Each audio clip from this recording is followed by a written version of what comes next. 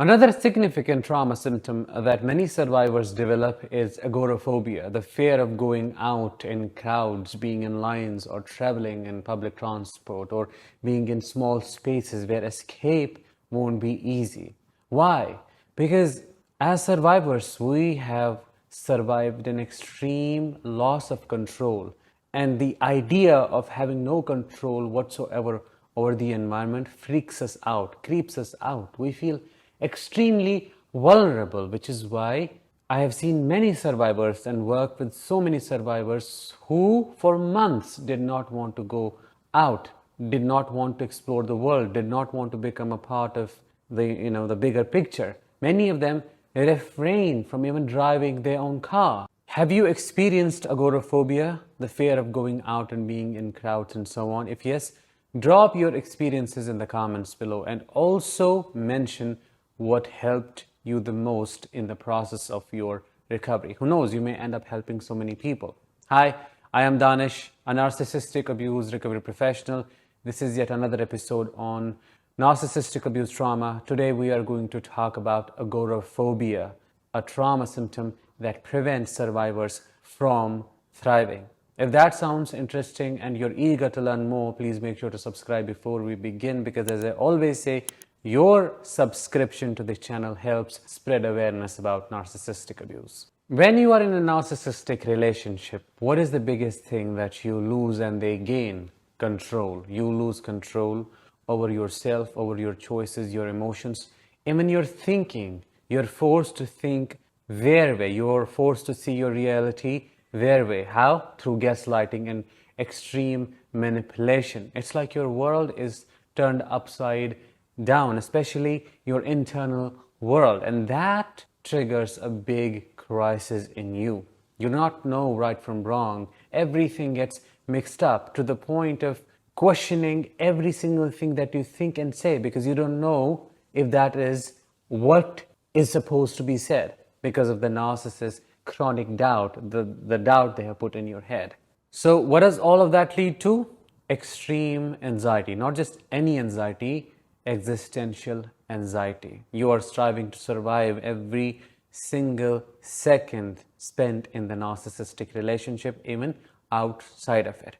Think of going out and think of being vulnerable at the mercy of other people's treatment, because you do not know who could hurt you like the narcissist, and that takes away, that destroys your capability to trust in humans in general. Almost every survivor you will meet, including yourself, will say the same thing. It's extremely hard for me to trust. I can't trust people. Why wouldn't it be difficult for you to trust when you have been betrayed in the most painful way? When you have experienced the worst kind of betrayal known to mankind, that might sound an exaggeration, but think of all of that in terms of betrayal right from the beginning until the very end, because the person that you fell in love with never existed. I say that again and again. Isn't that betrayal? Everything was about them. Everything was about gaining supply from you. Everything was about using you for their selfish needs and desires. They kept lying to you, even men not verbally lying to you. So what was it? Nothing. It was a situationship. Even it applies to narcissistic parents as well. So if you are a child to a narcissistic parent, your whole life, I'm sorry to say, was a lie right from the beginning, including mine. So isn't that the biggest betrayal known to mankind? I think it is. All of that is extremely important for me to mention to explain agoraphobia in the context of narcissistic abuse. Agoraphobia in general may have many causes, multiple origins, but in this case, the origin is the total loss of trust in people and self. When you go out there, when you do these things in public, you do not know how and when you will be attacked and what is going to happen next. That's why you are constantly scanning people, their facial expressions, waiting for them to snap out at you, waiting for something to go wrong. And that creates massive panic. Some survivors, especially in the beginning, just when they start recovery and when they start coming out of their places, have major and massive panic attacks as a reaction to that level of anxiety. A couple of years back, I was working with a person who had extreme social anxiety, the worst form of agoraphobia. For almost 8 months, they did not leave their home at all because they did not know how the world is going to treat them and when they are going to get triggered, because everything out there was a trigger. For the first time, when they left and they tried to drive their car, which they were used to doing for years, but now after 8-9 months, they had a massive panic attack. And I was on a phone call with them for almost 2 hours because shaking, shivering, couldn't speak. Hands and feet turned totally cold, lifeless, extreme dissociation. Guess what? They left the car and said, I'm not going to do this ever again. This is too much for me. I don't know what to do. But with my constant and consistent support and with their family support, they tried it one more time. This time, they successfully drove their car and it was a victory. We celebrated it. Then the triggering happened in the party, in the gathering they went to. Every person was talking about the survivor's marriage and asking questions like, why did it happen? Why did you leave? And so on.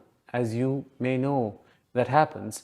And that was another attack of the same anxiety, the same panic. So the window of tolerance slowly increases because it was quite narrow. For them, it took at least 3 to 4 months to get to a place where public gatherings and going out were no longer a trigger. Another unique aspect of agoraphobia in survivors of narcissistic abuse is the fear of getting triggered, because people, places, things, smells, colors, all are associated with the narcissist. Not only the negative memories, because in typical PTSD, we talk about negative flashbacks, but in CPTSD caused by narcissistic abuse, there is something called positive flashbacks, remembering and recalling all the nice times spent with the narcissist, and then the spiraling, rumination, self-doubt. Was he truly a narcissist? Was she truly that bad? And so on. You know how it goes. And that is crippling. That is debilitating. That's beyond perplexing to handle. It may be diagnosed as social anxiety disorder. Sad, but it is not that. It is the extreme intolerance of your nervous system. It is the overwhelm that you get hit with. It is all the trauma, unresolved trauma in your body and brain and the deepest chambers of your heart that just pops up and comes up and hits you at once when you go out there. Another aspect of the same fear can be difficulty meeting new people, or being afraid of making new friends or meeting old friends, which may manifest as social awkwardness or shyness.